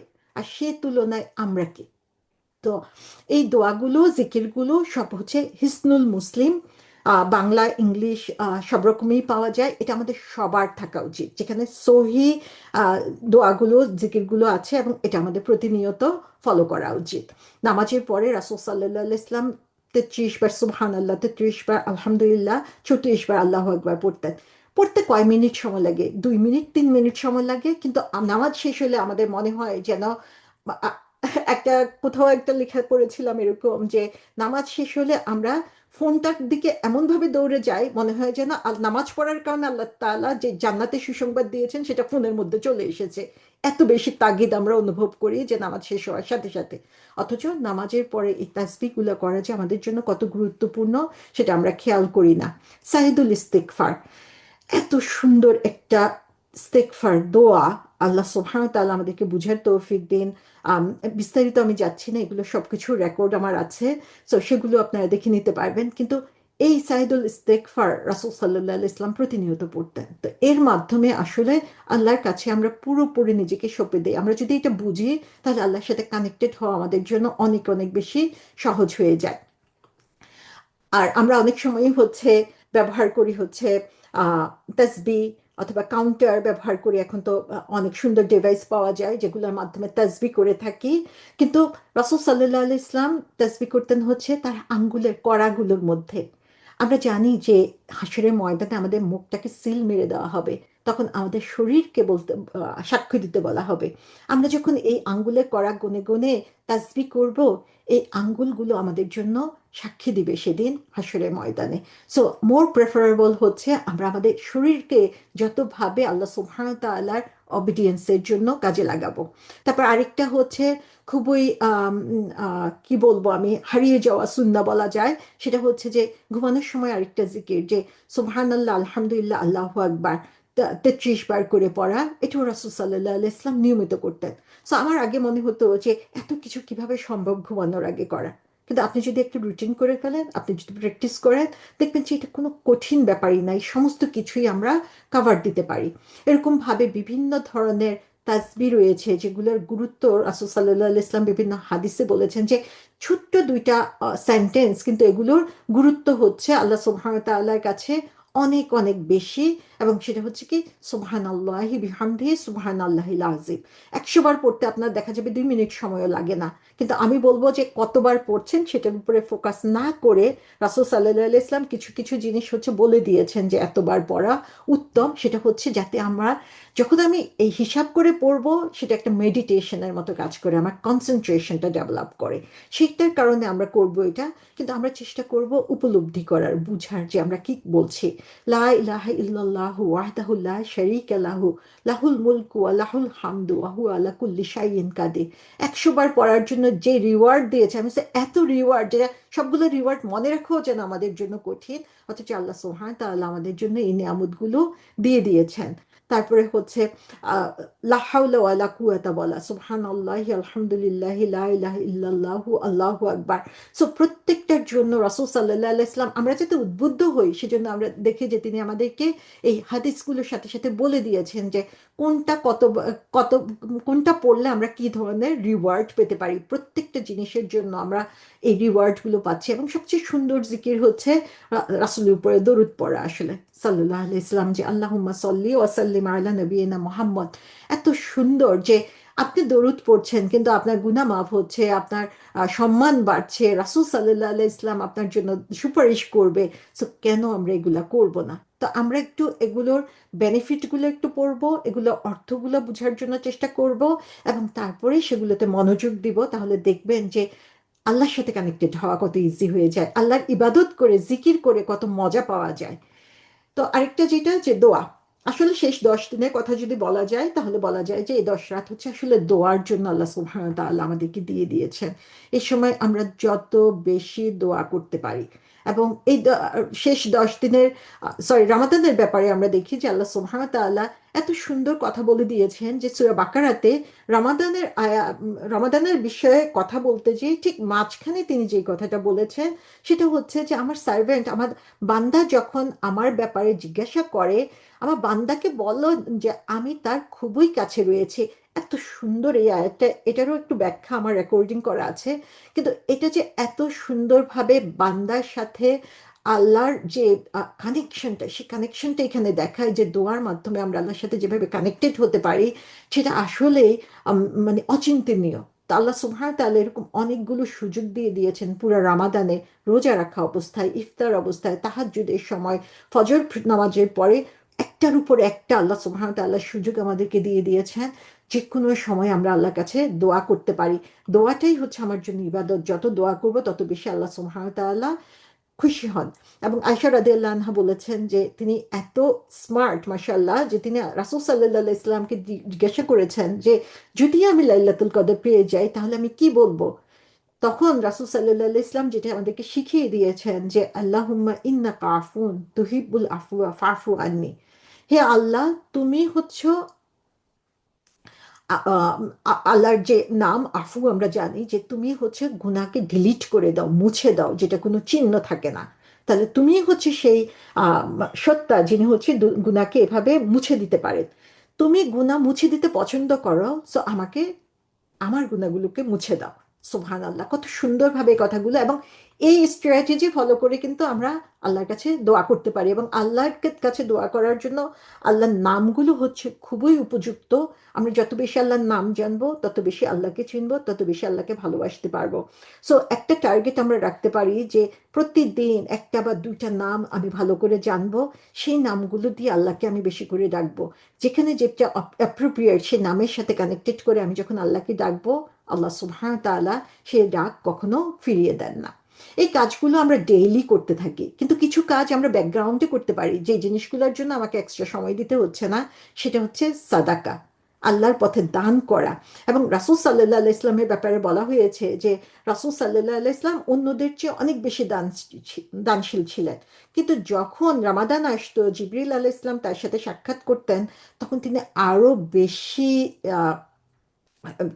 জেনারাস হয়ে যেতেন, এবং সেটাকে বলা হচ্ছে যে একদম ঝড়ের মতো, মানে দ্রুতগতি বাতাসের মতো বলা হয়েছে যে তিনি এত বেশি দান করতেন। তো এখন মাসাল্লাহ এত অ্যাপ রয়েছে, এত সুযোগ রয়েছে যে আপনি ডেইলি স্কেডিউল করে দিতে পারেন যে আপনার আম, যত মিনিমাম একটা অ্যামাউন্ট আপনি দিয়ে দিতে পারেন যে প্রতিদিন আপনার অ্যাকাউন্ট থেকে সেটা নিয়ে নেবে। তো সেভাবে হচ্ছে আপনাকে ওটা নিয়ে চিন্তা করতে হবে না, এটা অটোমেটিক্যালি হচ্ছে আপনার জন্য সাদাকা হয়ে চলে যাবে। রাসূল সাল্লাল্লাহু আলাইহি ইসলামের জীবনে আরেকটা সুন্নাহ ছিল যে তিনি শেষের 10 দিন ইতেকাফ করতেন। সো এই ইতেকাফের ব্যাপারে আমরা দেখি যে শেষের 10 দিন ইতেকাফ মানেটা কি, যে দুনিয়াবি সমস্ত কিছু থেকে নিজেকে দূরত্ব তৈরি করে পুরোপুরি হচ্ছে আল্লাহর প্রতি ডেভোটেড হওয়া। এবং শুধু যে তিনি করতেন তাই না, তার স্ত্রীরাও কিন্তু তার সাথে এই প্র্যাকটিস করতো। আমাদের সমাজে এখন এই প্র্যাকটিসটা খুবই কম, সেটা হচ্ছে যে পুরুষরা ইতিকাফ করে, মহিলাদের ইতিকাফ করা হয় না। সো মহিলারাও ইতিকাফ করতেন, সেটা আমরা এই হাদিস থেকে দেখি। এবং এই সলিটিউড সেক্লুশন, যে আল্লাহ সুবহানাহু ওয়া তাআলাকে একদম একা একই ডাকা, তাকে চিনা, তার ইবাদত করা, সেটার আনন্দ আসলে অনেক ভিন্ন। সো যাদের পক্ষে সম্ভব মসজিদে যে ইতেকাফ করা, তারা মসজিদে ইতেকাফ করতে পারেন শেষের 10 দিন। যাদের পক্ষে মসজিদে সম্ভব না, তারা নিজের বাসায়ও একটা নিরিবিলি অবস্থান নিয়ে সেখানে ইতেকাফ করতে পারেন। আমাদের জন্য, অনেকের জন্য এটা অনেক সময় অসম্ভব মনে হতে পারে যে সংসার, সন্তান, সমস্ত কিছুকে ম্যানেজ করে আমি কিভাবে 10 দিন বসবো। তাদের জন্য একটা সুযোগ, সেটা হচ্ছে যে মিনি ইতেকাফে বসা। যে দিনের একটা কয়েকটা ঘন্টা সময়, সেটা যদি মসজিদে যেও হয় অথবা নিজের ঘরের কোণাতেও হয়, সমস্ত ডিস্ট্রাকশন থেকে দূরে সরে শুধুমাত্র আল্লাহর সামনে নিজেকে হাজির করা, সেটাও আমরা করতে পারি। তো আল্লাহ সুবহানাহু ওয়া তাআলা কবুল করে নেবেন যখন আমরা তার সাথে কানেক্টেড হওয়ার জন্য যে কোনো স্টেপ নেই না কেন। সো এখানে আমরা দেখি যে একজন স্কলার বলেছেন যে 5টা জিনিস রয়েছে যেটা হচ্ছে আমাদের অন্তরকে রোগমুক্ত করে। একটা হচ্ছে কোরআন পড়া উইথ তাদাব্বুর। দেখেন, কোরআন পড়া রিফ্লেকশন সহ, যে আমি পড়লাম, বুঝলাম, সেটা নিয়ে চিন্তা করলাম। তারপরে হচ্ছে এমটি স্টমাক, যে ভরা পেট নিয়ে ইবাদত করি, ইবাদতের মজা আসলে পাওয়া যায় না। সো রোজাদারদের জন্য এটা আরো সুবিধা যে সে এমটি স্টমাক এটা করতে পারে। নাইট প্রেয়ার, রাতের তাহাজ্জুদ নামাজের কথা মেইনলি এখানে বলা হয়েছে। এবং আল্লাহর সামনে একদম নিবিড়ভাবে, বিনীতভাবে তার কাছে দোয়া করা, ভোরের আগে অর্থাৎ তাহাজ্জুদের সময়ে যে দোয়াটা আমরা করব সেটা। এবং ভালো মানুষের সঙ্গ। এই 5টা জিনিস হচ্ছে আমাদের অন্তরকে পরিশুদ্ধ করতে পারে। এবং যত বেশি আমাদের অন্তর পরিশুদ্ধ হবে, তত বেশি আমরা আল্লাহর সাথে কানেক্টেড হতে পারবো। আমরা কিভাবে চিন্তা করি যে আমাদের অন্তর ভর্তি ময়লা জিনিস নিয়ে আমরা আল্লাহর সাথে কানেক্টেড হওয়ার জন্য চেষ্টা করব। আগে আমাদের ময়লাটা পরিষ্কার করতে হবে, তারপরে হচ্ছে আমরা আল্লাহর সাথে কানেক্টেড হওয়ার কথা চিন্তা করতে পারবো। তো সেই কারণে আমাদেরকে কি করতে হবে, আমাদের যে নফস, এই নফসটাকে এখনই সময়, শয়তানকে বন্দি করে দেওয়া হয়েছে, এখনই সময় এই নফসকে আমরা ট্রেন করব। এবং সেটার জন্য কিছু টু ডু, একদম সংক্ষেপে জাস্ট সারাংশ এখন আমি বলে দিচ্ছি। সেটা হচ্ছে আমাদেরকে ফার্স্ট অফ অল যে জিনিসটা করতে হবে, সেটা হচ্ছে একদম প্রাইভেট ইবাদতে মশগুল হতে হবে, যে আল্লাহর সাথে কানেক্টেড হওয়ার জন্য কিয়ামুল লাইল হোক, কোরআন পড়ার মাধ্যমে হোক, দোয়ার মাধ্যমে হোক, জিকিরের মাধ্যমে হোক, রিফ্লেকশনের মাধ্যমে হোক, একদম সরাসরি আল্লাহর সাথে কানেক্টেড হওয়ার জন্য চেষ্টা করতে হবে। সেকেন্ড যে জিনিসটা, যে আজকে বেজোর রাত, আজকে জোর রাত, আজকে একটু কম করি, সেটা চিন্তা না করে এভরি নাইটকে লাইলাতুল কদর হিসেবে আমরা যদি ট্রিট করি, তাহলে আমাদের ইবাদতের মান অনেক বেড়ে যাবে, আমরা আল্লাহর সাথে আরো বেশি কানেক্টেড হতে পারবো। থার্ড যেটা, সেটা হচ্ছে যে দোয়া। দোয়া করার এত সুন্দর সময় আর কখনো আমরা পাবো না, যে পুরোটা সময়ই হচ্ছে আল্লাহর কাছে দোয়া করার, এবং আল্লাহর নামগুলো দিয়ে সুন্দরভাবে আল্লাহর কাছে আমরা দোয়া করব। আমরা কি করব না, এবং তার মধ্যে হচ্ছে প্রতিটা জিনিসে হচ্ছে আসলে এখানে জিকির। সো জিকিরের মাধ্যমে আমরা আমাদের কল্পকে, বলা হচ্ছে যে প্রতিনিয়ত আমাদের জিহ্বাকে যেন আমরা ভিজিয়ে রাখি। আমি ঘর ঝাড়ু দিচ্ছি, আমি কাপড় ভাঁজ করছি, আমি রান্না করছি, যাই করি না কেন আমার জিহ্বাকে আমি ব্যস্ত রাখবো জিকির দিয়ে। কি করব না, করব না হচ্ছে আমার টাইমকে আমি কোনোভাবে ওয়েস্ট করব না। ইন্টারনেট সার্চ করে, সোশ্যালাইজিং করে, টিভি দেখে, গল্পগুজব করে, ফোনে আলাপ করে কোনোভাবেই আমার টাইমকে আমি ওয়েস্ট করব না। সেকেন্ড হচ্ছে যে কোনো ধরনের গুনাহ থেকে নিজেকে বিরত রাখার জন্য চেষ্টা করা। ব্যাকবাইটিং, গসিপিং, যে কোনো ধরনের অন্যায় হোক না কেন, সমস্ত খারাপ জিনিস থেকে নিজেকে দূরে সরিয়ে রাখা। এবং থার্ড হচ্ছে ফরজ কাজে কোনো ধরনের অবহেলা না করা। সো এই লাস্ট 10 নাইটস হচ্ছে আল্লাহর পক্ষ থেকে আমাদের জন্য একটা উপহার। এই সময়ে আমরা যত বেশি আমাদের নবসকে ট্রেন করতে পারবো, প্রশিক্ষণ দিতে পারবো, এই সময়টা যখন শেষ হয়ে যাবে, যখন হচ্ছে আমরা আবার সেই শয়তানের বিচরণময় পৃথিবীতে ফিরে যাব, তখন আমার নবস আমাকে ধরে রাখতে পারবে, কারণ আমার নবসকে আমি অলরেডি সেই অন্যায় বা ব্লেমিং সেলফ যেটা, সেখান থেকে আমি অলরেডি সেটাকে উপরের লেভেলে নিয়ে এসেছি। এবং সে কারণে তখন এই দুনিয়াতে ব্যস্ততার মাঝে হারিয়ে যাওয়ার ভয়টা আমাদের কমে যাবে। সো প্র্যাকটিক্যাল টিপ হচ্ছে আমাদের ফার্ম বাউন্ডারি দিতে হবে। Social media, eating habit, socialising, সমস্ত কিছু থেকে নিজেদেরকে দূরে সরিয়ে রেখে শুধুমাত্র আল্লাহর সাথে কানেকশনের উপরে ফোকাস করব। তার মানে এই না যে আমরা আহ, যারা হচ্ছে ছোট বাচ্চা আছে, যাদের ফ্যামিলি আছে, যাদের জব আছে, ছুটি নেওয়া সম্ভব হয় নাই, সমস্ত কিছুকে ছেড়ে দিব। যাদের যতটুকু সুযোগ আছে সেই সুযোগটাকে আমরা কাজে লাগাবো। এবং কনসিস্টেন্সি, যে এটা একদিন অনেক করলাম আরেকদিন আমার দেখাই পাওয়া গেল না, সেরকম না। আমি প্রতিদিন আমার ইবাদতে ট্র্যাক করবো, আমি কতটুকু করতে পেরেছি, কতটুকু কোরআন রিসাইট করেছি, কোরআন রিসাইট করে কতটুকু আমি রিফ্লেক্ট করেছি, আমার ডেইলি গোল কি, কতটুকু আমি করব, এবং সেখানে পুরোপুরি মনোযোগ দিয়ে করার জন্য চেষ্টা করব। এবং শুরু করব স্মল জিনিস দিয়ে। একদিনেই আমি অনেক বড় কিছু করে ফেলতে পারবো না, যেটুকু আমি ম্যানেজ করতে পারি, আজকে আমি যেটুকু করলাম সেটার উপরে আমি আবার অ্যানালাইসিস করব কালকে, যে আমি কি করতে পারি নাই, কেন করতে পারি নাই, কিভাবে আমি এটাকে বাড়াতে পারি। সো প্রতিদিন যখন আমি একটু একটু করে বাড়াতে চেষ্টা করব, দেখা যাবে যে রোজা শেষ হতে হতে ইনশাল্লাহ আমরা এমন একটা লেভেলে নিজেদেরকে পৌঁছাতে পারবো যেখানে আমি আল্লাহকে বলতে পারবো যে হে Allah, I feel better, I feel more connected, আমি তোমাকে চিনতে পেরেছি, আমি তোমাকে ভালোবাসতে পেরেছি। এবং সেটাই আমার পুঁজি হয়ে যাবে রমাদান শেষে এই ব্যস্তময় জীবনে নিজেকে আবার টিকিয়ে রাখার জন্য। জাজাকুমুল্লাহ খায়রান সবাইকে। অনেক লম্বা সময় ধরে আমাদের আলোচনা হলো। চেষ্টা করেছি আমি ম্যাক্সিমাম জিনিসগুলোকে কভার করার জন্য। তারপরে যদি কোনো ভুল হয়ে থাকে আল্লাহ সুবহানাহু ওয়া তাআলার কাছে আমি মাফ চেয়ে নিচ্ছি। আসসালামু আলাইকুম রহমতুল্লাহ।